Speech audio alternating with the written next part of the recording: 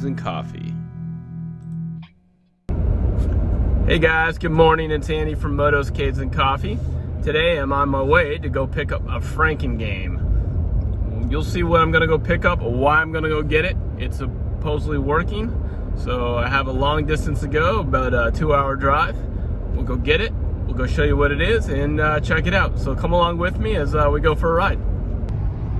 Heading through farm country. That's been pretty much my entire trip so far. Got a barn. Yep. Oh, very cool. All right. Whoa. We just got this ski ball machine the other night. Okay. Oh, those are cool. We got it down at Carlisle. Oh, yeah. Okay. We're working on it. Okay. Cool.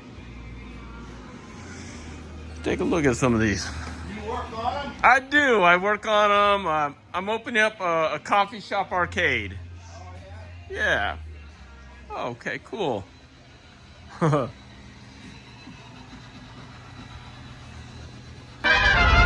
the game was not worth it. It was what I call a dry hole. You go there and it's not what you think. It was a Star Wars cabinet. It had the front panel of a Star Wars and the bezel and all the surrounding, but someone had painted the sides gray, and they slapped a Riot Road game in there and a Riot Road control joystick yoke, and it was not the Star Wars joystick. It was a G07 monitor, which is a good monitor, but not a monitor that you can use a vector monitor for Star Wars. And there are no other Star Wars parts in there.